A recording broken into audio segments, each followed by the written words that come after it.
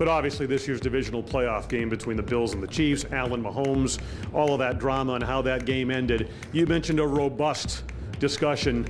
How much was that game a part of that discussion, and maybe a swing factor in all of this? Yeah, well, so we've all lived as part of it. I was part of a game where we lost on the first possession of the Super Bowl, and the game was tough as it was, and the ending was tough as it was.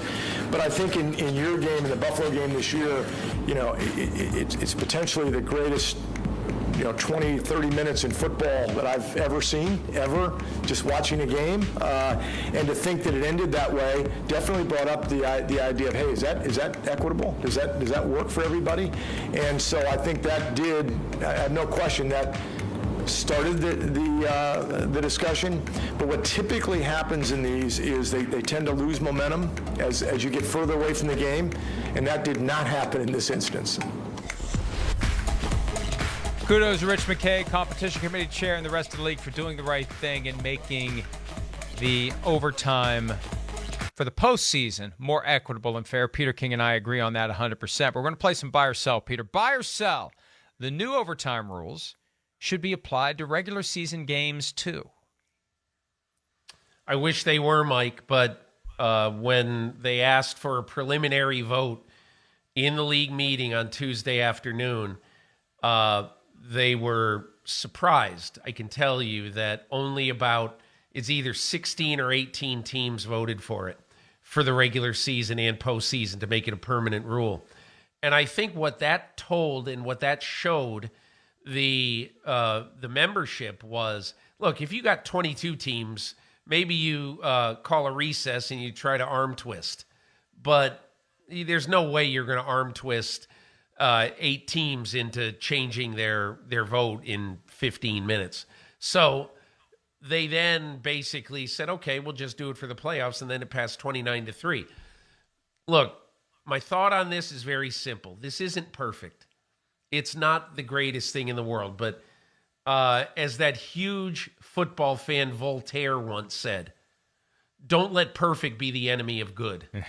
And this is an improvement to the current system. It's an improvement. It's not perfect. There might even be better ways to do it. But this is going to, at the very least, scotch tape this so that, as in 2018, Patrick Mahomes at Arrowhead Stadium will get a chance after Tom Brady won the toss and went the length of the field and scored, and Mahomes is just sitting on the bench the whole time. The same way that Josh Allen will now get a chance.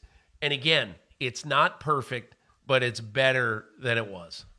Back in 2010, when they first modified the overtime rule away from sudden death to prevent a walk-off field goal to win a postseason game, it was only the postseason. As of March, it was in May that they decided to make it applicable to the regular season because the coaches couldn't have 2 sets of rules for overtime between the regular season and postseason, never mind the fact that they already do have different rules because you can have a tie in the regular season and not in the postseason.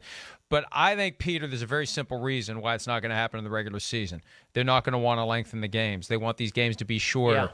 Yeah. And as gambling influences the NFL more, one of my predictions that may never happen, but I think Tuesday and Wednesday Night Football is going to become a thing at some point. They're going to be looking to have more standalone games that people can watch, and while they're watching, they can bet $1 here or $1 there on what the next play is going to be.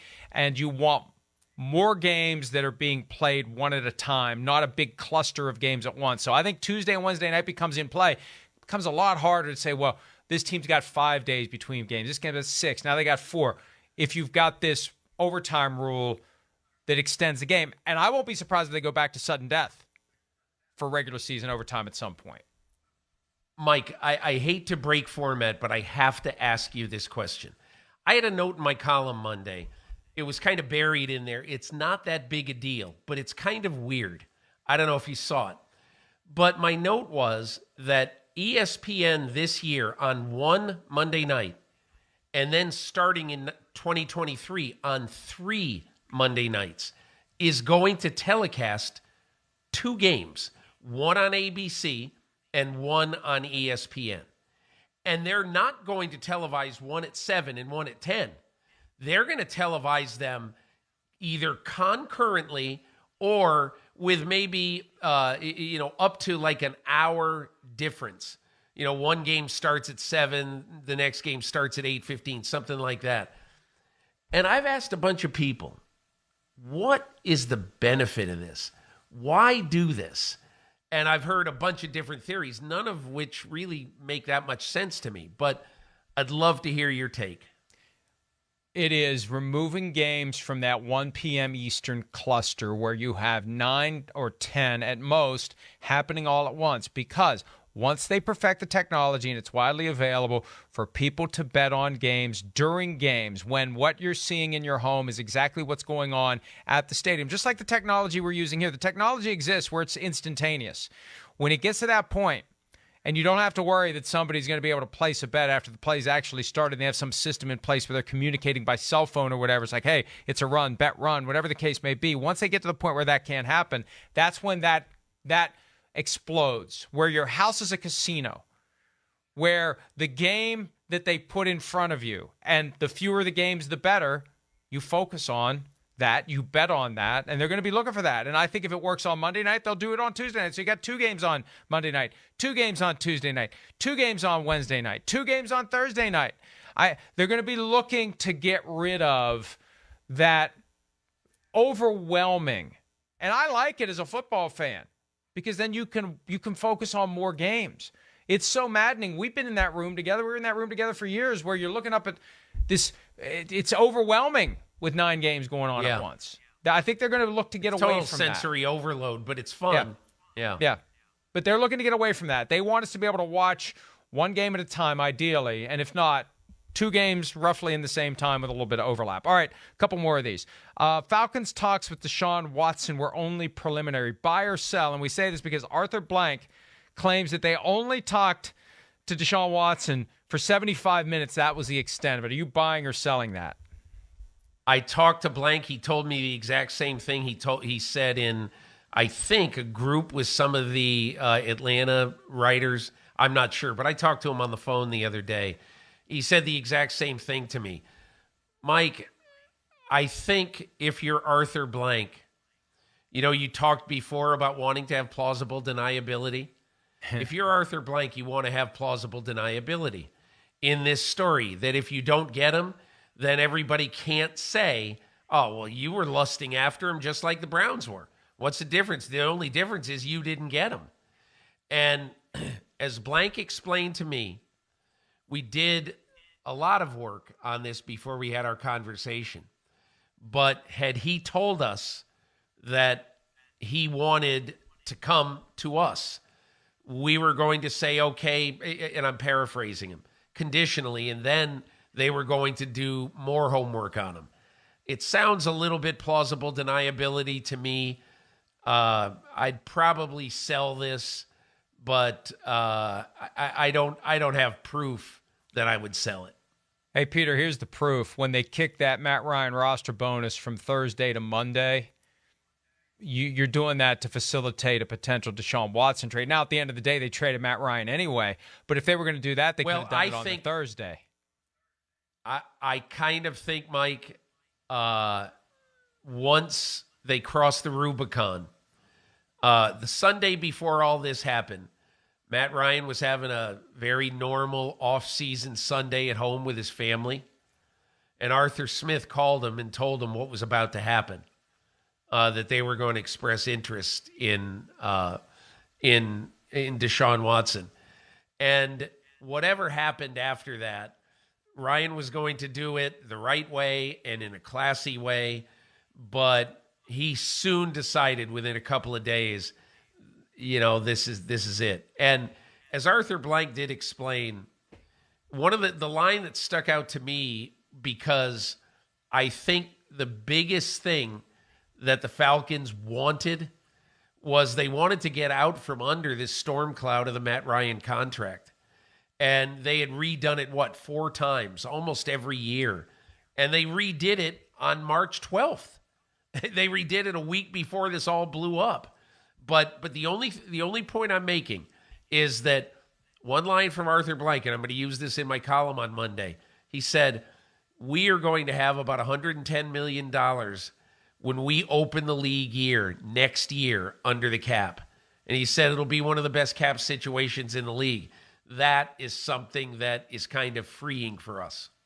And you know what? That restructuring that was reported as a done deal never actually happened. That was the first sign that something was going on with Mario. It never actually went through. And the Falcons, I think, would say that it was a false report. I think they were ready to do it. That was a Friday. But then came Monday, and things changed, and that never went. It never happened. They went into the new league year with Ryan having a ridiculously high cap number because they were trying to figure out what was going to go on with Deshaun Watson. But still, he's got the highest cap number of any player in the league for the Falcons, $40 million plus, and he's not on the team. All right, buy or sell. The 49ers will start the season with quarterback Jimmy Garoppolo on the roster. Well, if you say they'll start training camp with Jimmy Garoppolo on the roster, I would buy that. If you said they'll start the season with it, I'd probably sell it because I believe what they're going to do. Mike, remember the Labor Day weekend in whatever year it was when Sam Bradford got shipped to your beloved Vikings for a number 1 pick after Teddy Bridgewater got hurt? And I believe that is how this is going to go. Something is going to happen somewhere on one of the other 31 teams that makes Jimmy Garoppolo a non-49er when they kick off the season on the weekend of September 12th.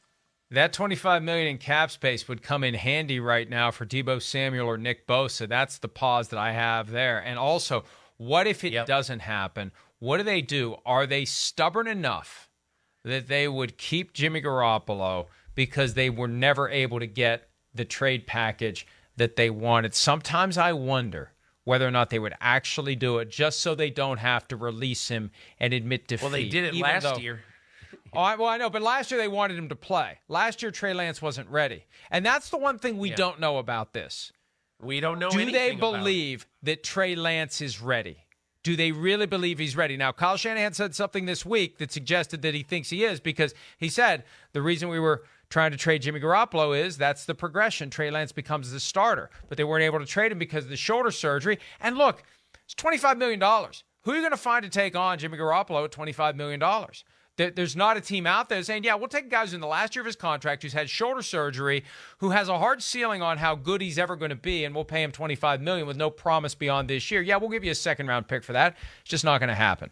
All right, lastly, and most importantly, more important than anything else we've discussed over the course of the last hour and 40 minutes, the Will Smith slap was real and not staged. Buy or sell? Buy it 1,000%.